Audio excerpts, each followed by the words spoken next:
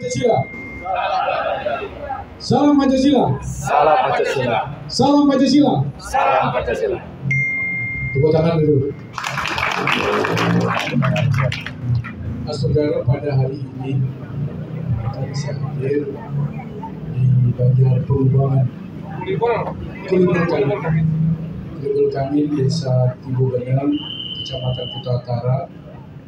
Serangkaian kegiatan kita tatap muka langsung dengan teman-teman media terkait dengan kinerja kami dalam 100 hari kepemimpinan kami pasangan Adi Cipta untuk tahun 2025.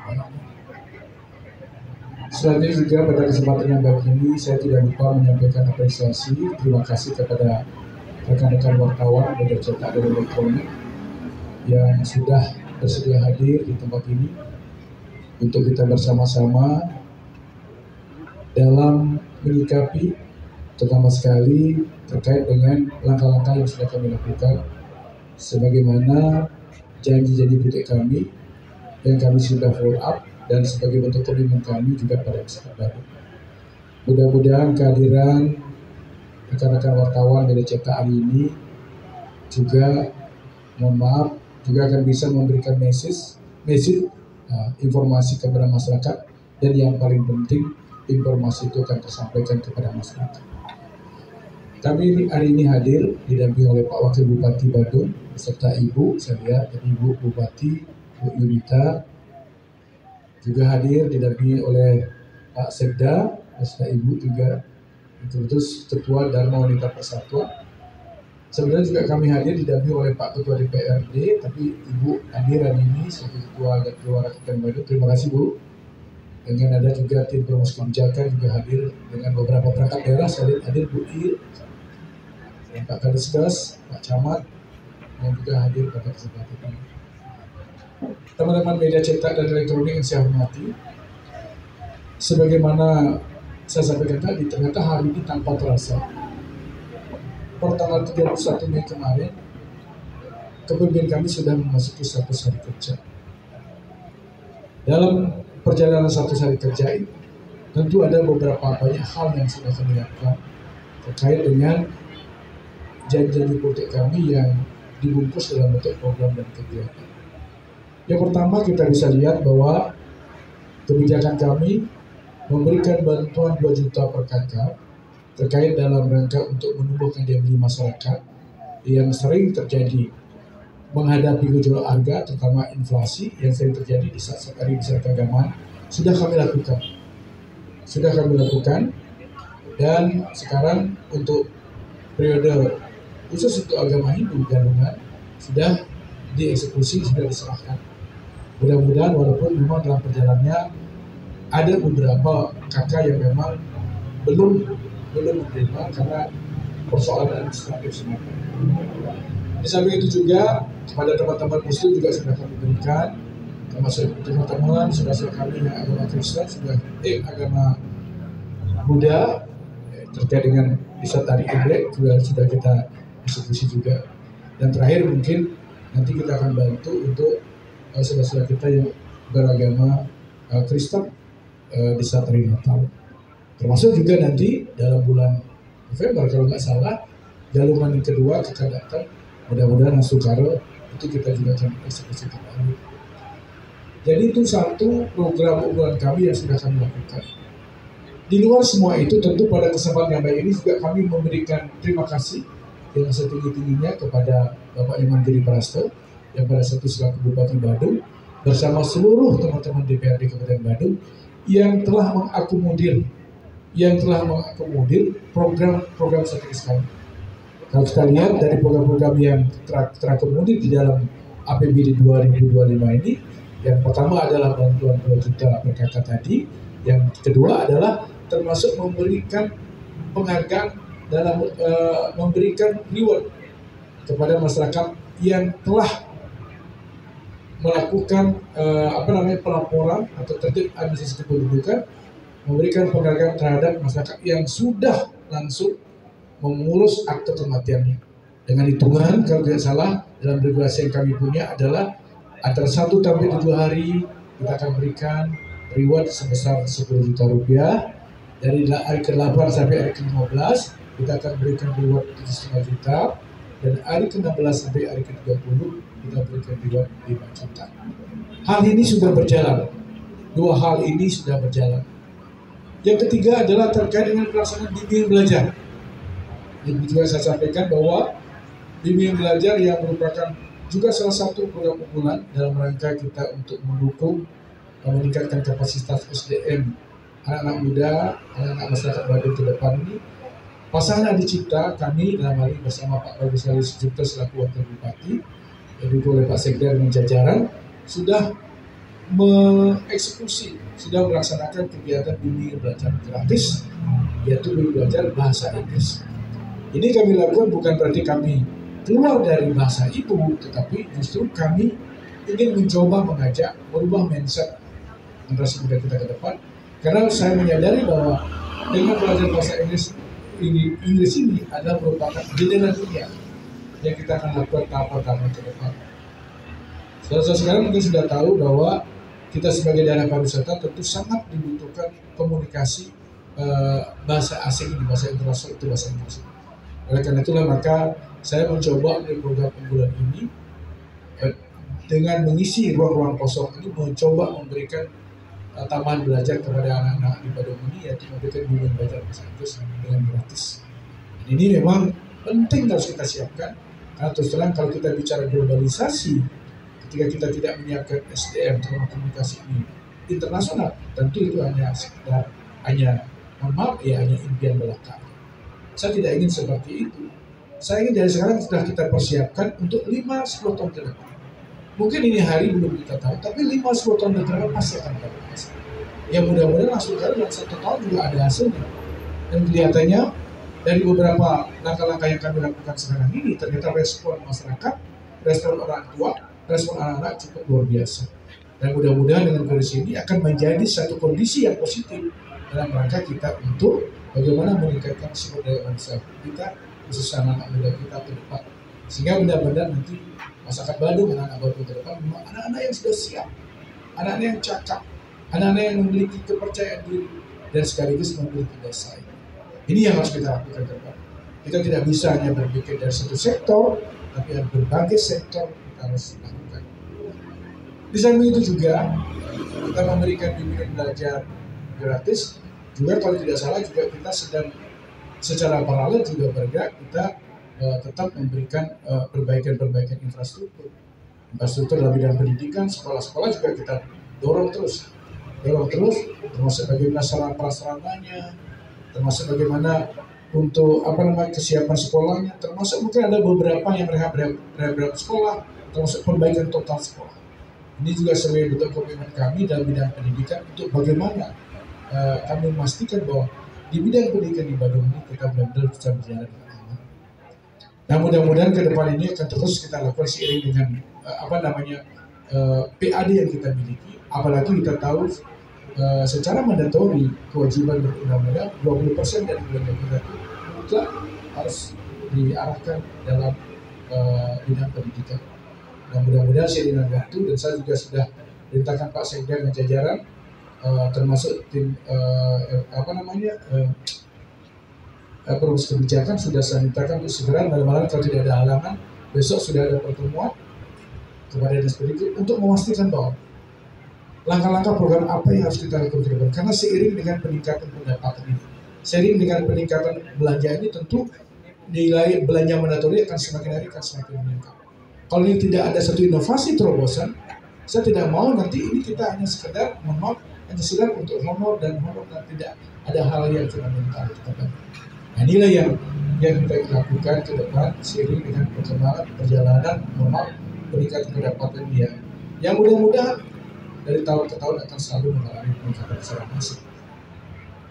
Di samping itu juga tentu kita juga infrastruktur ada bedah rumah, kita sudah turun ke masyarakat sekarang untuk memantau bagaimana situasi dan kondisi masyarakat kita di lapangan. Ternyata memang dari kunjungan kita ke lapangan memang ada beberapa masyarakat yang memang memerlukan uluran tangan kita untuk segera kita bantu terkait apakah itu bedah rumah atau mungkin rehab rumah. Dan termasuk juga di dalamnya melalui program kontak bupati Ini juga saya lihat sangat efektif, terutama pengaduan masyarakat langsung kepada kami, sehingga kami dari sana kami langsung menindaklanjuti kepada perangkat daerah. Dan sekaligus juga perlu saya sampaikan bahwa perangkat daerah di Badung sudah siap dengan tim reaksi cepatnya. TRC-nya harus siap terhadap beberapa informasi pengaduan, baik itu melalui kontak bupati, ada Twitter, ada Instagram, ada TikTok, termasuk mungkin pengaduan yang ada SP4 lapor juga ada banyak pengaduan yang memang kita kanal pengaduan yang sudah kita, termasuk Sidumas yang juga kita siapkan kanal pengaduan untuk masyarakat. Semuanya itu tujuannya adalah untuk bagaimana membuka akses seluas-luasnya kepada masyarakat terkait dengan persoalan kendala yang terjadi di lapangan. Nah, mudah-mudahan dengan kita semakin banyak membuat kanal-kanal pengaduan fakultas bupati atau yang lainnya, mudah-mudahan apa yang menjadi persoalan masyarakat atau mungkin persoalan-persoalan yang selama ini tersumbat di masyarakat itu bisa segera kita selesaikan. Ini harapan kita adanya tambahan sebuah kontak bupati. Saya lihat cukup efektif dan ini juga mendorong daripada kinerja daripada perangkat. Tentu dari sini kita akan bisa melihat bahwa bagaimana kesigapan responsif daripada perangkat daerah yang ada di Kabupaten Badung. Saya akan bisa tahu bahwa ini perangkat daerah yang cepat, ini responsif, respon time cepat, ini kita akan bisa lihat. Dan ini bagian daripada penilaian kinerja baik secara kelembagaan perangkat daerah maupun secara individual staf daripada yang ada dalam perangkat daerah itu sendiri. Di samping itu juga mungkin yang monumental juga yang saya lihat adalah saya sedang mendorong bagaimana percepatan infrastruktur, terutama membangun jaringan jalan. Bapak Ibu sudah tahu semua, teman-teman wartawan sudah tahu semua bahwa sebagaimana visi kami, yaitu mewujudkan pariwisata yang berkualitas, yang berlandaskan dengan nilai-nilai dan masyarakat lokal Bali, yang dituangkan dalam misi Sabta Kriya Adi Cipta, 7 misi kami.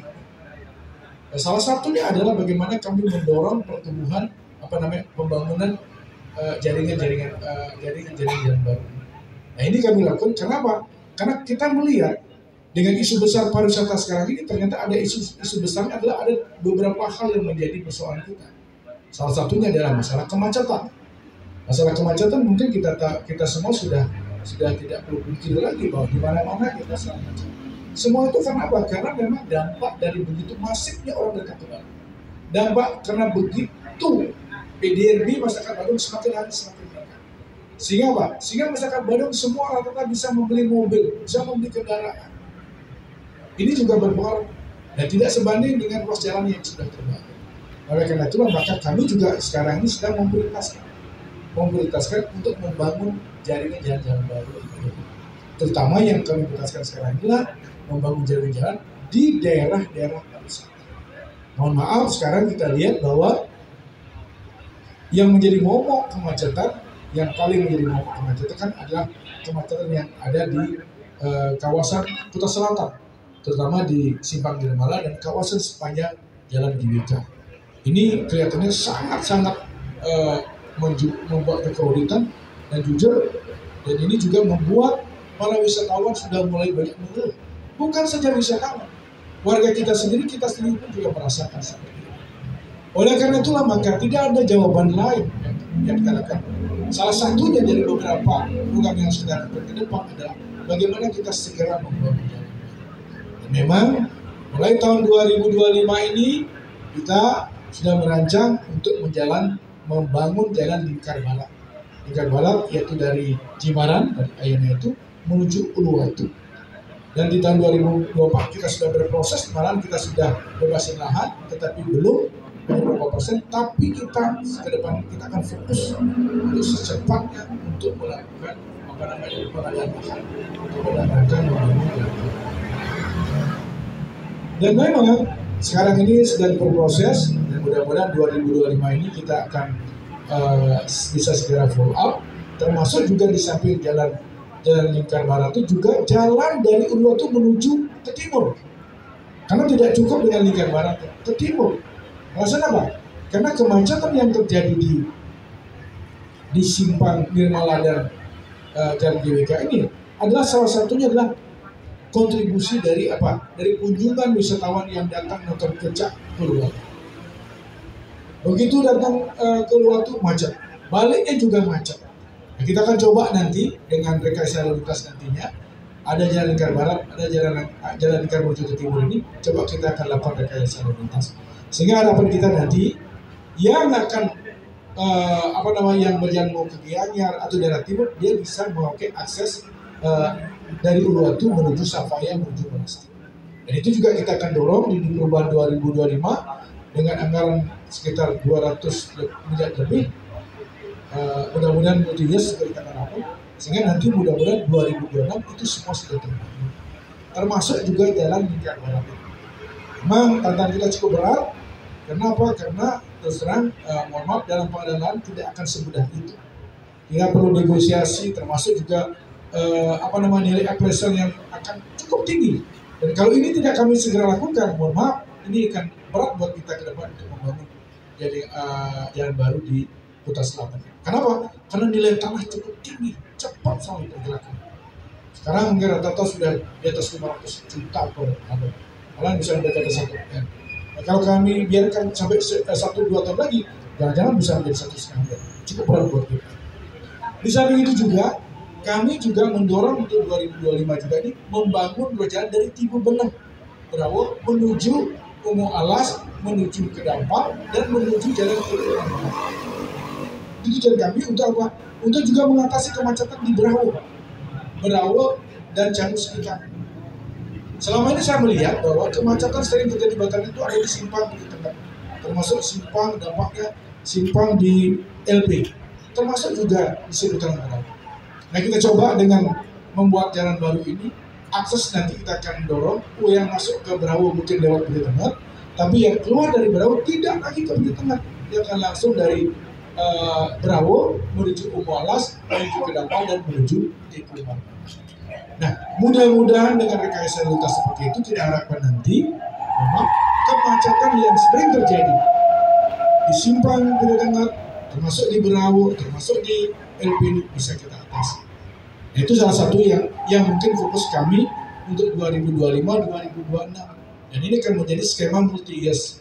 Dan memang terus terang dengan kondisi PAD kami sekarang ini memang tidak cukup untuk pembayaran anggaran menuju tiga titik ini, yaitu malam kami sudah berpikir akan mendorong melalui skema pinjaman.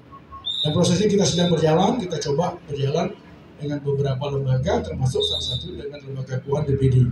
BPD sedang seorang akan melakukan sindikasi, karena BPD Bali juga tidak berhak untuk bisa memberikan anggaran sebesar yang kita budgetkan sekitar ya kurang lebih 2,8 sampai 3 triliun. Itu yang akan kita lakukan. Dan itu semua skema pinjam.